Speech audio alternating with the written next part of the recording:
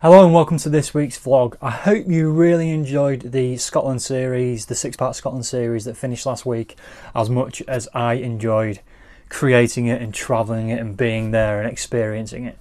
You might remember in the first video, which I'll link up here and below, that I said that I was doing a sort of behind the scenes project. Well, this video, you've probably already guessed from the title what it is about, but I wanted to explain it, and then I also wanted to do a mini highlight reel at the end. So basically my photography project with this trip behind the scenes was to shoot on film, specifically an old vintage Polaroid camera. I picked this up on eBay for not very much. I think the 2 packs of film actually cost more than this did, but it's quite a good one. I tested it before I went, got a really nice shot outside in the garden, but I don't think it prepared me enough for using it out in the wilds of Scotland particularly. I got a couple of pictures that were alright, but I don't think they needed to be perfect. I think they tell a story as it was. The idea of it was to sort of capture some Polaroids that I could stick an elastic band around and put in a tin and maybe put in the loft or put in the back of a drawer somewhere, and then many years from now then maybe my grandkids find them and there's a story behind them. They're not obvious iconic shots, they're just captures. I know where I was when I took them, I know what they're of, even if they're blurry it doesn't really matter, they all sort of tell a story. The one thing that did get damaged, nothing else really got damaged with water and rain and stuff, but I think when I first got this out it got a bit of water inside, so when they were printing out they didn't print out that great. There's a little bit of water damage to some of them, but again that does tell the story. So I just wanted to sort of run you through a few of these. Shooting Scotland with a Polaroid camera I think is maybe a little bit different and possibly interesting, and as I say, it's a bit of a project for me to remember. It's all right having all these videos and stuff, but that's edited and processed and put out there, but these are more for me to look back on. So as I say, they're not great photographs by any means, but they are photographs. They're more snapshots than anything. That was in one of the woodlands at up at in Glen Nevis. That's one of the van, very blurry, lots of intentional camera movement with the Polaroid. That was looking back into Fort William as we left. Again, that was another one in that car park of the van. I tried to capture some bits of the van as well to sort of, that's what took us round on the journey, and it lasted, which surprised me, apart from the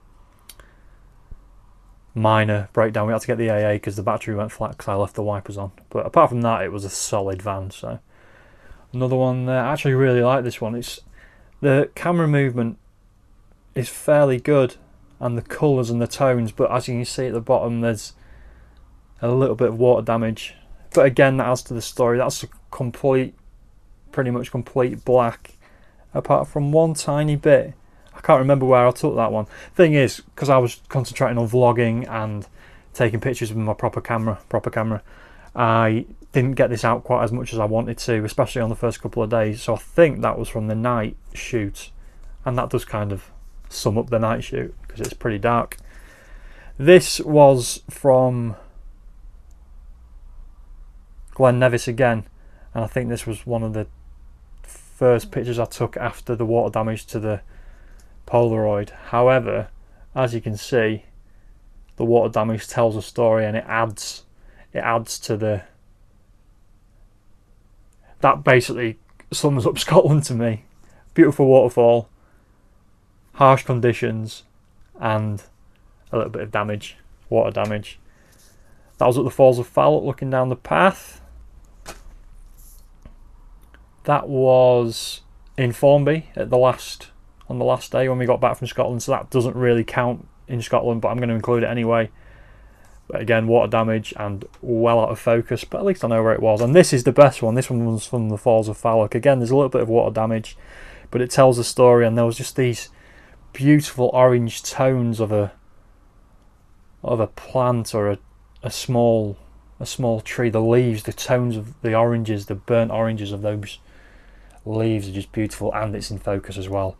So yeah, I'm really happy that I sort of did this behind the scenes project. You might have seen a little bit of footage put in subliminally into the vlogs, and I know that Tim shared a picture of me using the Polaroid camera to capture these on his Instagram as well, so you might have seen that. But that was my little project. I've had so much fun doing Scotland, and I've had so much positive feedback about that project video that I did a while ago, so I wanted to do my own, because I think it's alright spouting this stuff, do this, do that and the other, blah blah blah, but if you don't do it, it kind of defeats the object of it.